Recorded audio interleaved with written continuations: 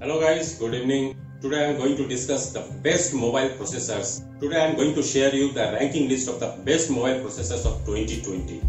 This video is going to be very interesting, especially for the gadget savvies who are very much concerned about the processors or the customers who are going to purchase a new phone. And friends, if you are coming to my channel for the first time, please subscribe my channel and press the bell icon. Let's start.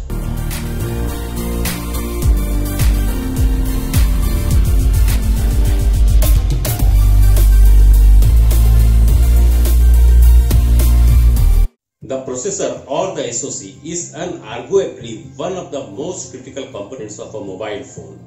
The performance of the processor directly correlates with the phone speed and user experience.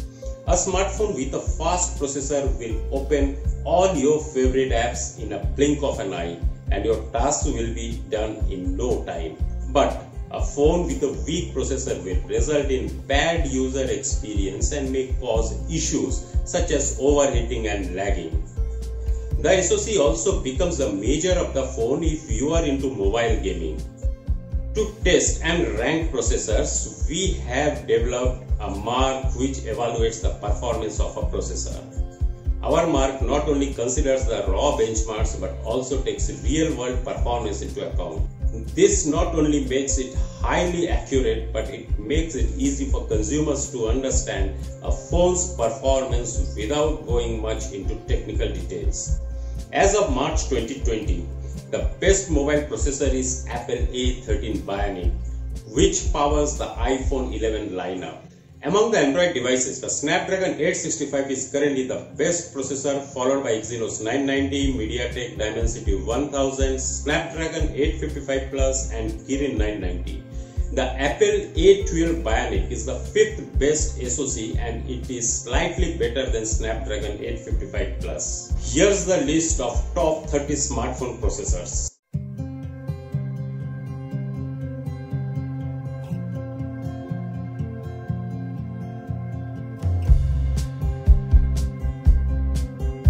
Here's the table that has the ranking of all the processors along with our mark.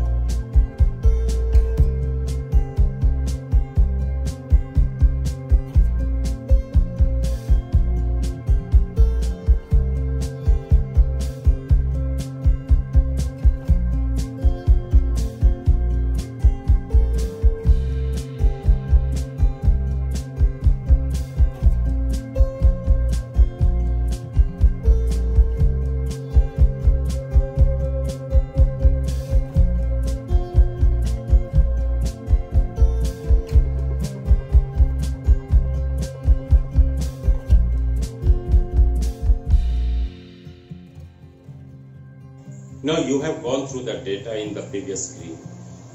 The question arises how to make use of this data. Processors having the same or a close score can't be considered as equivalent or similar in performance.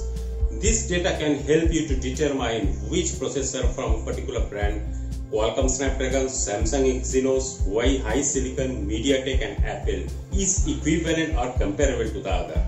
For example, above 120, the processors that scored above 110 in our mark deliver excellent performance in gaming as well as heavy usage. Selecting a phone with a processor from the category is highly recommended for the best user experience. Between 90 to 120, high performance is general use as well as gaming. If you are buying a mid-range phone, then you should target this range. Between 65 to 90, in this range, performance is just average, but you are unlikely to observe any lags or any other significant issues. But some older chips like Snapdragon 810 having poor thermal performance might also fall into this category. If you have a low budget, try to get a phone that fits in this category. Between 55 to 65, The general performance of these chips is below average, but it is acceptable in the lower end phones. These can suffer from occasional lags as well as throttling issues.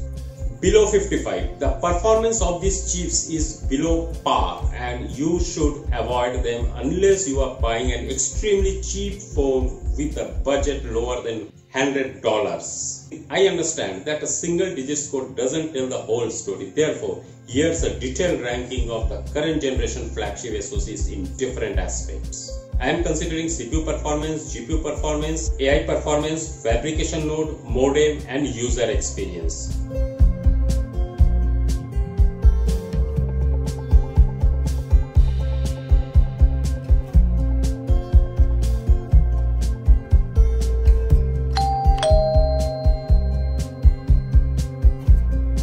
What is our mark and its significance? We not only test the raw performance but also check whether it is good as per its specification.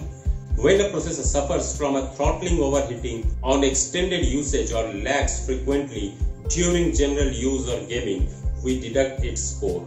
But when a processor performs better than expected, we make sure to give it higher points. Adding the user experience section is essential to remove the high dependency on the raw performance scores. The scores are unbiased and we do not favor any particular brand or processor. Clearly saying, precisely saying. We also do not accept sponsored reviews by a smartphone or semiconductor manufacturer. By giving almost the equal weight to the real world performance as the raw score, our mark is one of the most accurate ways to judge the performance of a SoC. Here are some of the significant factors that influence our mark. What all are the parameters that influence our mark? There are more than 20 parameters on which we judge a processor's performance, but the most significant ones are user experience, real world performance, which includes gaming, social media, browsing and general phone usage, raw CPU performance, raw GPU performance, features and technologies. Here is a list of best processors in each price segment. This list contains the best processors in each price segment. Depending on your budget, try to get a phone with one of the best processors available.